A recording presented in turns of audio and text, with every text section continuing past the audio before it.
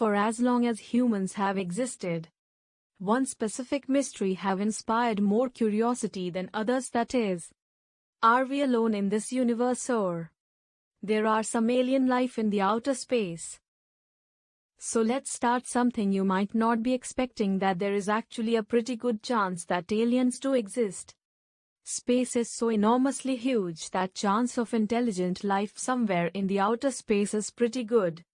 And that is why, because there are billions and billions of planets in our galaxy alone, and some of them are considered Earth-like as claimed by NASA. What do you think that alien would look like? Actually, no one has ever seen one, so if no one has ever seen one, then the big question here is, do aliens exist? Truth is, nobody knows yet, but many scientists believe that because the universe is so big that there is a probability that it exists. Many universe explorer, scientists, astronomers believed that probability of finding aliens are pretty much good in some planets, as there are very good conditions on surface life to exist. The truth is, exploring universe is so fascinating and mysterious. One such interesting story is The Alien Hand by Jayant Narlikar. And in this story we are going to learn that superior technology of people of Mars detected an alien spacecraft coming towards the planet. And the spacecraft is actually Viking 1, which was sent from Earth to investigate if there is any life on Mars or not. But what happens when the alien spacecraft landed on Mars, and do people of Earth find out about the people living on Mars? Let's find out.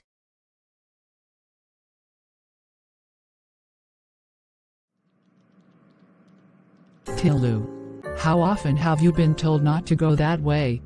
But why does Daddy go there every day? Because that's his job, Tilu. Father went to work through a strange passage. He came back from that direction. What lay at the end of that forbidden route?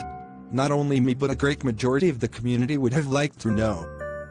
That's it, Tilu. No more discussions on this now.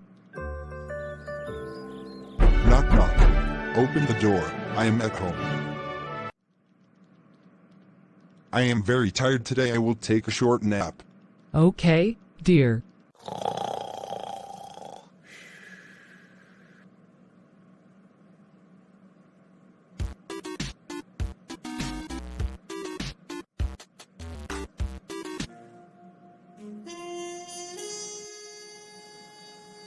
While Father is enjoying a siesta, I must get hold of the security card and try to escape from here.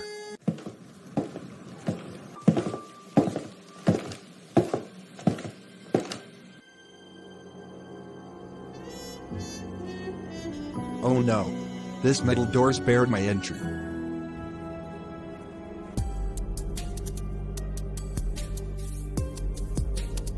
Oh, I remember I watched my father slipping a magic card in a slot. I can also try that.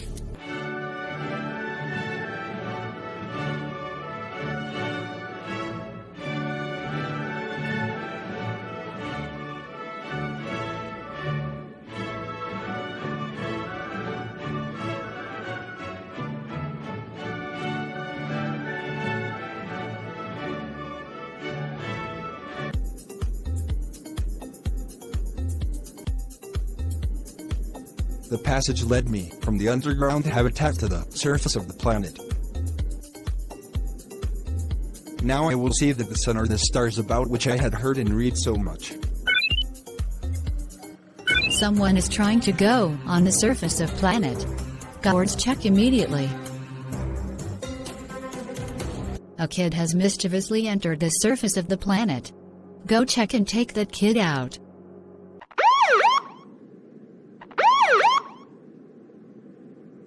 You underestimated the security arrangement. The invisible devices detected and photographed you and sent your picture to the Central Bureau. Now you will come with me. I will take you home. Okay, I will come with you. Okay, come fast and don't make any unnecessary movements.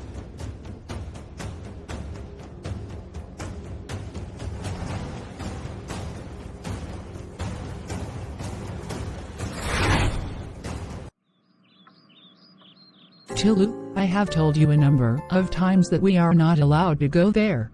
Why you went to that place? Let me explain to him, darling. If he is properly briefed, he will not do such a thing again. Listen, Tilu. I work on a surface where an ordinary person cannot survive because the air is too thin to breathe and where the temperature is so low that you would freeze to death. But, Daddy, how do you manage to survive? Because I go well equipped, in a special suit with a reservoir of oxygen. I can keep warm and my boots are specially designed to make it easy for me to walk on the surface. Moreover, I've been trained to survive and work on the surface. There was a time when our forefathers lived on the surface quite naturally. Indeed, they did so for millions of years. But times changed.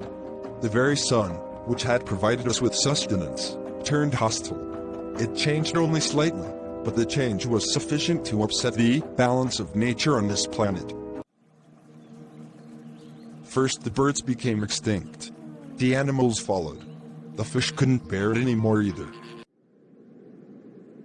And here we are, with no flora and fauna. We managed to survive only because of our superior technology. But we were forced to live underground under artificial conditions. Thanks to solar energy, we can generate sufficient power to make our life comfortable. But the machines which make this possible must always be in good working condition. Some of them are on the surface. I belong to the team whose responsibility is to keep watch on them and to service them. Daddy, can I join the team when I grow up? Of course, if you want to. But for that you must be a good boy and do as your parents tell you. Okay, very well understood. Next day when Tilu's father went to work, he found the control room full of excitement.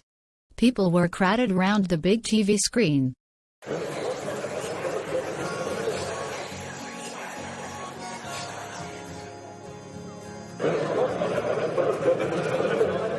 It isn't a start, for it's changing its position. Our computer has given a trajectory for this thing. It's heading towards us. A spacecraft is approaching us.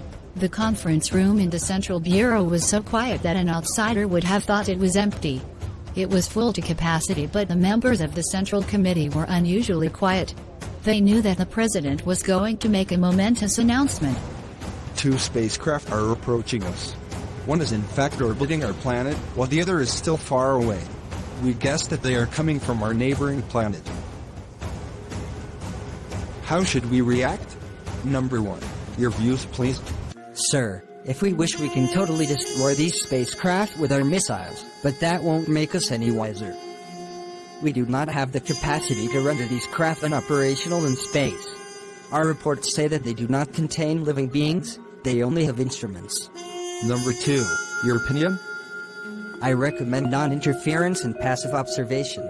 Since we do not know the power of the senders, and we are still in the dark about their intentions, it is wise not to reveal our existence. If we destroy the spaceships or render them ineffective, we might reveal our existence.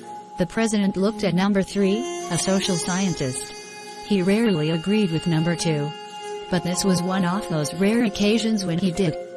I agree with number 2, sir. In fact, I will go so far as to say that we should keep our surface activities to the minimum, thus creating the impression that there is no life on this planet. Fortunately, our surface conditions to give that impression. Before the president could speak, his personal telephone rang. He lifted the receiver and listened quietly for a minute. The first spacecraft has landed. It was a red-letter day in Tilu's life, the day he was waiting for. For his father had at last taken him to the control room. From here he could see the alien spacecraft on his TV screen. What a funny looking thing this is, Daddy. What does it contain? Can't say for sure. We are only allowed to observe it from far. But we can control all its parts and can exercise our power if it is up to any mischief. Look, the spacecraft is up to something. All eyes were now glued to the screen. A mechanical hand was emerging from the spacecraft. It was approaching the surface of the planet. It bent and touched the soil. desire got hold of him to press the most prominent of all buttons, the red one. There was a shrill whistle, and Tilu found himself the center of attention. His father pulled him away roughly and restored the red button to neutral position. But the damage was done.